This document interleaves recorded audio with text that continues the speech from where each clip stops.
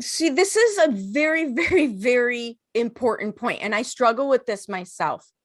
When you're so good at something that it comes easy for you, we interpret it as having less value Yeah. because it's not a big deal. Yep. But what we don't realize is it's just not a big deal to us, and that other people can't do what we can do. They can do what they can do. They can't do what we can do. And I watch so many entrepreneurs underprice themselves. Well, Hmm. it's no big deal. It's easy. I can just do that. Or just completely not recognize the level of value that they have to offer because it's not hard for them to do the thing. Yep. 100%. Hello, I'm Erin Marcus, founder and CEO of Conquer Your Business, and I want to welcome you to Ready Yet? If all you needed was a step-by-step plan of what to do, you could buy a book on how to succeed and you would be all set. But here's the rub. You'll never do what it takes until you become the person it takes to do it. The Ready Yet podcast is dedicated to those who are ready to become the person who succeeds, ready to become the person who steps into more, and ready to become the best version of themselves. In the I'm Ready interview series, join me for inspiring conversations with people who figured out who they needed to be in order to achieve their dreams and were brave enough to be that person. Hello, hello, and welcome to this episode of the Ready Yet podcast. And I am really excited about my guest today because it's been some time since we chatted. We chose to do this quite a while ago. We were introduced by, we're part of a networking group, right? We're both part of the networking group. And I can't remember if someone told me or someone told you like, hey, you need to like have a conversation with this person. So we did, and we had a couple of conversations, and I really enjoyed how dialed in you are with what you do, how you do more than one thing and how you combine them, and how you really are walking the talk of living life on your terms, right? Making it your own. And I just wanted to share that story so that people can be inspired, people can learn from your path, people can meet you, right? So Stephanie Klein is with me today. And why don't you give a little bit of a more formal introduction to who you are and the cool things that you do? Erin, yeah, I'm very happy to be here. Happy New Year. It's a good way to kick off. I'm Stephanie Klein. I have a professional organizing business called Sunshine Organizing Studio, and I'm based in Chicago. I do largely in person here in Chicago, as well as some virtual and in other cities where I have history and connections. But I am helping people live more fully in their space, Yes. so that their home environments feel and function better. And I think that's one of the things that really stood out to me when we first spoke, because I have a background that involved professional organizing as a part of a business that I had. And one of the things that I used to hear a lot from my clients, because I was working with families with aging parents. So these people had to move, they had to get organized. They weren't looking forward to it. And they would meet me and they would say things like, oh my God, I thought you were going to be the throw it all away person. And a lot of times organizers, because by nature they're organized, they get this like reputation that they want people to not have anything and they want people to get rid of everything. And I love that your approach is all about, like you say it right there front and center, how to live more fully in your, like, what do you want? And then let's create that for you. Not what do I think you should have, but what do you want? So how did you come to that approach? Because it is a bit of a different approach. Yeah. Well, I love that that resonated with you. And it's so true. There's now a big focus on organizing, especially in this last, couple of years during pandemic. Everyone's living at home and feeling frustrated with their space and the home projects they've never done. But in general, people, I find, tend to feel a lot of shame around their stuff. And, there's these images, right, in magazines and on social media of what a perfect magazine home should look like. And you're right, I do not come in with a template, with an idea of, this is what your home should look like. This is how much belongings you should have, how much blank space. Right. It's almost like, and I guess I kind of knew it, but until you said it that way, I didn't connect the dots. There is the same home shaming for women as there is about our physical appearances. Exactly. And the same unattainable and unrealistic images that we look at. Like, for instance, people are always like, oh, do you have before and after pictures? I'm like, yes, I do. But I have to tell you the truth. My after pictures are not going to be that impressive to you if you're used to looking at these magazine photos, because a magazine photo has been basically airbrushed. Well, and completely devoid of anyone living there. My boyfriend and I, we laugh all the time when we watch the HGTV shows, and I do love them because I love the design and the construction and I love the ideas. But first of all, most people just need to throw some stuff away or clean it up. And second, what does these spaces look like a month later? Exactly. When you have to be a human being. Yep. Yeah. So I'm very much interested in, first of all, removing the shame for people, and helping with that. And that's really one of like the core things that I find goes into this. That's like a necessary part of this job, is being able to be non-judgmental and bring that acceptance and that, honestly, that healing into the space, and let people know, I can't tell you the number of times clients have asked me, am I the worst one? Don't you feel bad? My heart breaks when people used to ask me that. Yeah. People, they honestly live in a lot of shame about how they live in their space. So, I can say, as a professional who has seen legitimate hoarders, or who has been into situations after there has been a flood, or, some type of other disaster that threw everything on its head, or under court order to have some of the home straightened up so that it can be safe to live in. I've been in some more extreme environments over the years, and I can tell you quite honestly, you are not the worst. You are not the worst. Yeah, you are not the worst. So I'm sorry to disappoint you if you were looking for that trophy. But yeah, I find that helping people live in their space more fully is exactly about helping them understand and accept their own needs. I absolutely love it. And all I could think about, and it's the same thing. It's like the physical version of what I do with my clients. And it breaks my heart watching people struggle when they don't need to. Yeah. And how many people are not getting the help that they need in their physical space because of the shame of they're worried about bringing someone in. Absolutely. And it's so much the same as like, with therapy, where you think, oh, that's not for me. That's an admission of failure. Right. That's a luxury perhaps that I don't need. I should be able to do it on my own. Right. And truthfully, so my assistant, Allison, who most people have met at this point, because she runs like everything, is a professional organizer. And she does have a business where she does that for clients. And it's just, how does your brain work? Some people's brains are great at putting ducks in a row. Other people's brains, that doesn't occur to people. It doesn't make you wrong. It just makes you have a different, zone of genius. Absolutely. And there's a lot, there's a big self-learning and self-awareness component too, which is very cool for people to start to understand, from working together, how they function. And I have a background in education and in writing.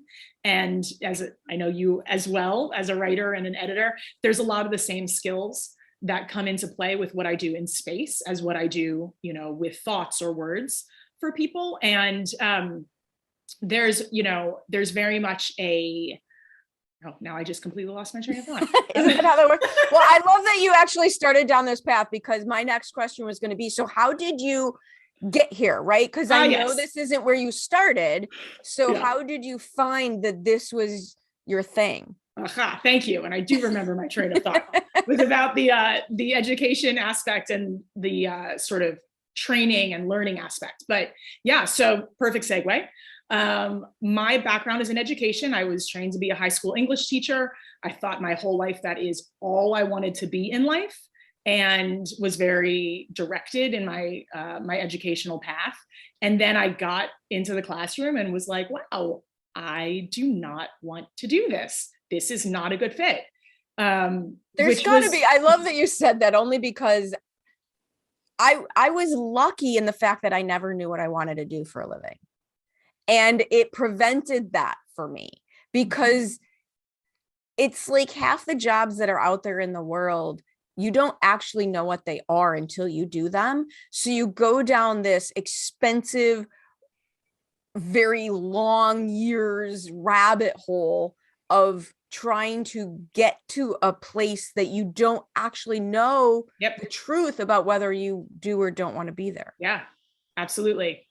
And after I figured out that I don't want to be there, it took quite a while. It took some stabbing around to find something that did fit. And I grew up in New York City, and I will tell you that is the best training ground for space management and organization, exactly. Because you literally have no choice. It's a survival skill to learn how to live in a small space. Yeah. So, and I have very hippie DIY parents, so I come by it quite honestly. Yes. And it was like a friend of a friend. I was living in California, and someone put me in touch with someone who was looking to hire. They had a professional organizing business. They had gotten it off the ground, and they were looking for their first employee. So I was hired by them to be their training manager because of my background in education. And so, I took to it very, very naturally. It was sort of like learning a language that I already spoke. The principles that were laid out for me in the sort of formal on-the-job training of organizing were not necessarily things I had articulated before, but they were all things that I knew innately and intuitively. Well, and what I love about what you're talking about is so many people take the path of banging their head against the wall. Which I've done a fair amount of. Don't get me wrong. Sometimes you have to do that a few times before you realize, what, maybe there's got to be another way. Right? Maybe let's move this wall. Right? There's got to be another way. But I love the idea of utilizing your natural credentials, kind of like what you were talking about before, realizing what you're how does your brain work? How do you think? Yeah. What do you like? And turning that into what it is that you can do for other people. Yeah, definitely. And I have a lot of appreciation now. I did work in organizing years ago in the mid 2000s into the early 2010s, and then stepped away. I went back to school. I moved to Chicago for grad school in writing and publishing. And I'm holding myself back as a Chicagoan. What did you like better, New York or Chicago? What did you like better, New York or Chicago? I'm trying. Don't forget, I lived in Long Beach, California, so I have the southern. Well, that one's California. Just weird. So that's like an anomaly, right? So that's not a real city. Nobody walks in that city. It doesn't count. California is a different world. It is. And everyone thought I was crazy to move to Chicago. They were just like, why? It's a kind of a happy medium between those two things. Yes, it is. Yeah. And I've been here now 8.5 years. It'll be 9 years in March. And I feel really at home here. I really like that balance. But yeah, what was the question that you had asked me? What were we talking about?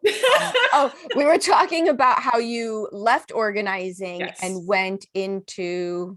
Yes. Okay. Thank you. So, right. I went back to school, and then, during the pandemic is when I reconnected with organizing, and lots to say there, but the point I wanted to make was that I have an appreciation now, second time around, for some of the skills and those natural skills that I have always had on board, that I don't know if I would say I took them for granted, but I didn't necessarily understand how really unique and important and marketable they were the first time around. I see, this is a very, very, very important point, and I struggle with this myself. When you're so good at something that it comes easy for you, we interpret it as having less value because it's not a big deal. But what we don't realize is it's just not a big deal to us. and that other people can't do what we can do. They can do what they can do. They can't do what we can do. And I watch so many entrepreneurs underprice themselves. Well, it's no big deal. It's easy. I can just do that. Or just completely not recognize the level of value that they have to offer because it's not hard for them to do the thing. Yep, 100%. And that's a big part of what happened for me and how I came to reboot the business was that, during pandemic, obviously everybody's lives changed. And I had the opportunity to take a step back and to refocus and go, okay, I'm not in love with what I'm doing. I'm not in love with the path that I'm on. But I honestly don't really know where to go from here. And so I was looking into jobs as a trainer, and I reconnected with my love of editing and my love of tutoring, which is one of the things that I enjoyed about education. I prefer more of a one-on-one or a small group setting than a classroom setting. That does satisfy my teacher part. Well, and honestly, it's also probably why you're so good with your clients, because you not only have the innate skills on the organizing side, but you have the trained and love for the educational approach. Absolutely. As opposed to a punitive approach of let me throw all your stuff away, right? Correct. Yes. Which I have learned just doesn't work. No, people don't appreciate that. No. People don't want to pay you to terrorize them. No. And in fact, they will often go and pull things back out of the trash where you put them, or wait till you buy them again, or, it's not helping anyone. Doesn't actually solve the problem. Yeah. You have to meet people where they are and listen to their comfort level. And honestly, a lot of it is goal setting. I'm sure you know this from your work. Part of what I do is helping people articulate what their goals are. And I need to know what they are. Right. And you can say that. This is a perfect example. You have to do that with your clients, no matter what it is you do for a living. Yeah. If you're a nutritionist, if you're into social media, because one of the biggest problems I watch social media management companies have is that their clients come in and then they complain a month later, why didn't you get me any sales? Well, because social media is not a sales funnel for most of us, it's a credential. But they didn't have the conversation that you just talked about having. Are you having the conversations with your clients about what do you want to have happen here? Yeah. So that we can make sure we're on the same page and going in the same direction. Yeah. And setting expectations. Yeah. Right. Oh, exactly. Yeah. I mean, one of the important things that sometimes I forget to mention, but it's very important that it does get mentioned, is letting people know that this is not generally a one and done process. No, it's not. Yeah. Well, and you can keep all your stuff and have it more organized, or you can live in an HGTV house. You can't usually do both. Right. Yeah. Yeah. My favorite one of those, I got to tell you this because you'll totally appreciate this. Okay. My favorite example of that story is I worked with a married couple. He had just passed away. I didn't get to meet him. She was wonderful. And he liked the HGTV house. And they had a very, very beautifully large, expensive, fancy condo in a really nice community in the Chicago suburbs. She was a pack rat. So this combo. Right? Yeah. So this is what they did. To walk into the condo is exquisitely professionally decorated, not an ounce of dust, not a thing out of place.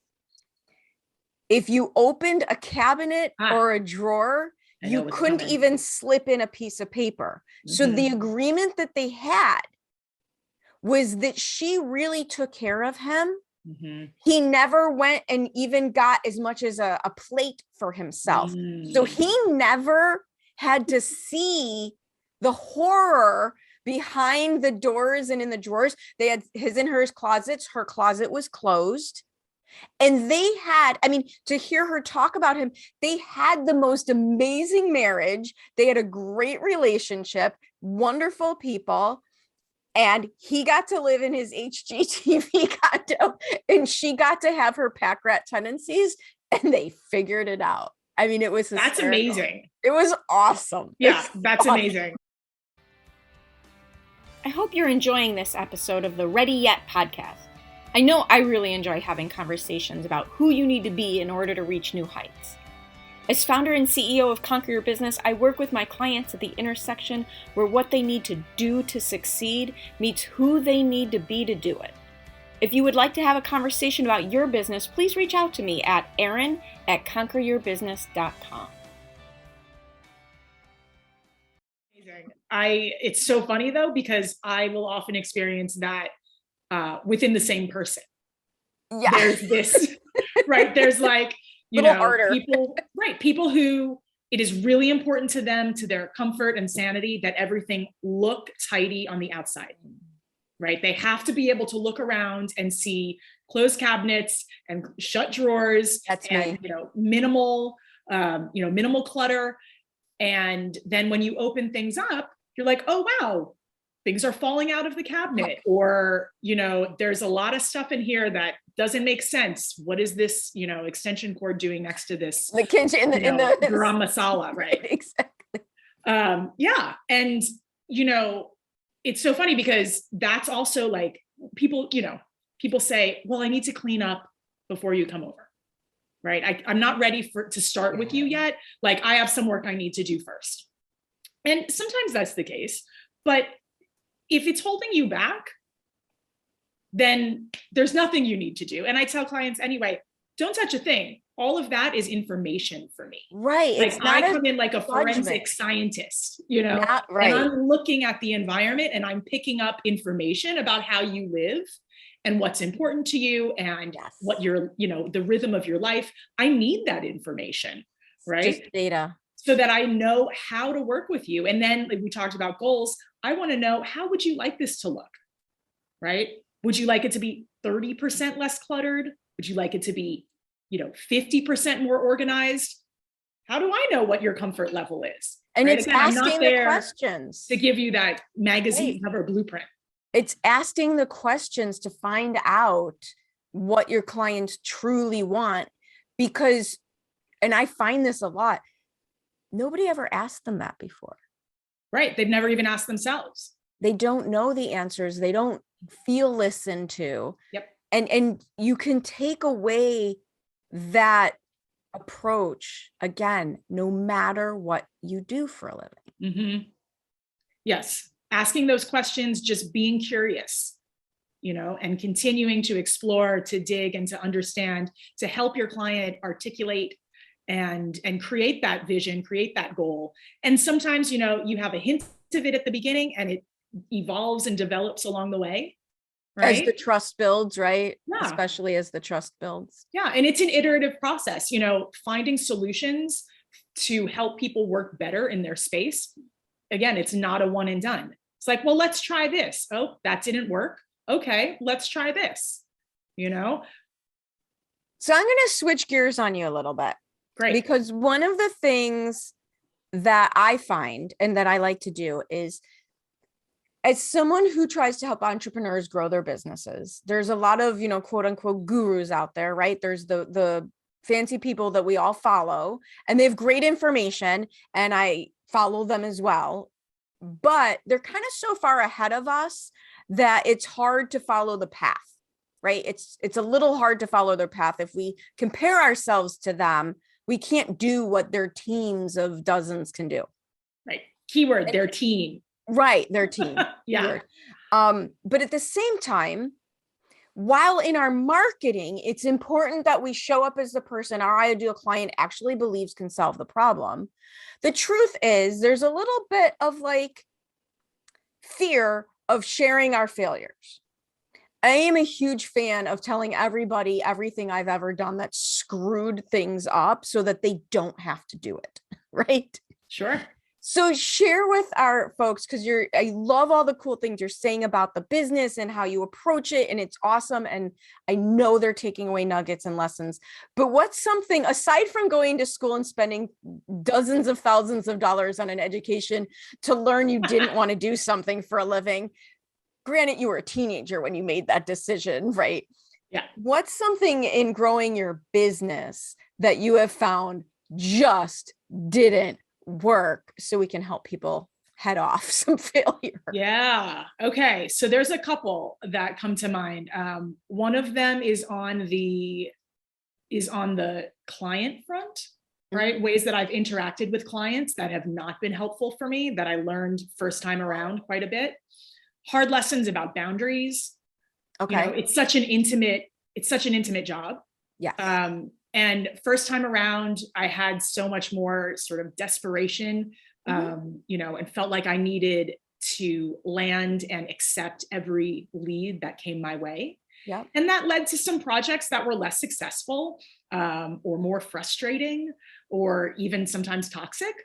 And I've definitely learned more to trust my gut and to be more willing to be selective and to say, this client isn't a good fit for me. Well, and this what I love project isn't a good fit. Yeah, and what I love that you included in there was the project was less successful, which means they weren't, you know, recognizing that they weren't happy either.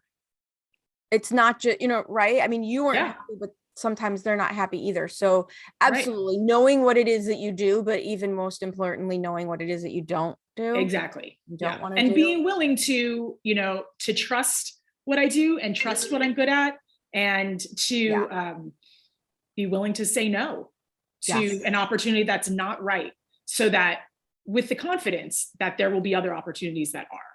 That is, yes, I had that exact same problem. I know most people who have, and the faster I think you can move through that phase, the more successful it'll be. Absolutely. Yeah. So that's a big one. The other thing that comes to mind is, you know, also I had a lot more fear the first time around. And this was in like 2007, 8, 9 in there. I was more afraid to invest in marketing. Oh, okay. Definitely. And, you know, word of mouth is great, but I ended up being too passive in, you know, in waiting for things to come to me, or not being willing to, again, spend some money to do some marketing. And I look at that as sort of a telltale sign that I wasn't all in, which I know was true at the time. You know, I didn't have the sense of just like, this has to work. I'm going. There was no urgency. There's no turning back. It's forward or nothing. Right. And it's true, when there's no sometimes people don't do the things they should do from just, they're naive. They don't know what to do. Yeah. Totally get absolutely that. But sometimes if there's not the urgency around the desire to create the thing, you'll give yourself wiggle room all the time. And, you know, in addition to being concerned about spending money on marketing, I also had, you know, some kind of holdups about like really putting myself out there. And that can be scary. You know, it's one thing to talk to someone face to face, but then to sort of throw yourself out into the world to a larger pool of people beyond your immediate, you know, control or vicinity. Can be a little bit nerve-wracking. And that was something that, you know, I had to get over a bit more. And in some ways I'm still getting over. I think I continue to put myself out there. It goes in phases as well. You get better at it. Something happens, you get better at it. Absolutely. So that was something that I definitely know was holding me back, and would continue to, of course, but in, you know, first time around, I learned that. So when I rebooted, I had a few of those things on board that I was like, I know that I did this last time and that didn't work. I'm learning from that. And I could, you know, hit the ground with some different intentions and some different applications right away. Awesome.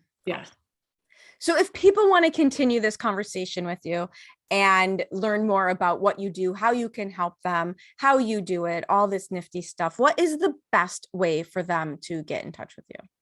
Well, they can find me online at my website at sunshineorganizing.com. You can read some awesome testimonials there. I've been really lucky to have clients who've been very generous with their time and sharing their story. So I've put together a little gallery of testimonials that give you a really good sense of what it's like to work with me. Nice. Which is great. because that also helps attract the right people, right? So sunshineorganizing.com. I'm also on the socials at Sunshine Organizing Studio. So you can find me on Instagram or on Facebook. And through any of those avenues, you can also find my direct phone number, and you can reach out via text or email or give a phone call. You're not hiding, right? I'm not hiding. Not hiding. No more hiding. Well, thank you so much for sharing your story and also your approach. I think your approach to business and your clients really hold so much insight for people, even if they're not in the organizing world. So thank you for sharing all of that. Thank you. And I do hope it's helpful. And I love the opportunity. So thank you very much. Awesome. Thank you so much for joining me on the Ready Yet podcast. I get so motivated by the amazing accomplishments of the remarkable people I meet, and I'm excited to be able to share some of their stories with you. You can find more episodes of Ready Yet at your favorite source for podcasts or at conqueryourbusiness.com. And if you've already decided that you are ready to become the person you need to be to achieve your big goals, feel free to reach out to find out how I can support you in your efforts. Or check out the Work with Erin page on the Conquer Your Business website. I also invite you to share this podcast with anyone you know who loves to learn and be inspired. And if you're so inclined, I'd be absolutely grateful for any reviews you'd like to share as well. Thanks again for joining me. This has been Erin Marcus, hopefully inspiring and helping you to go conquer your big dreams.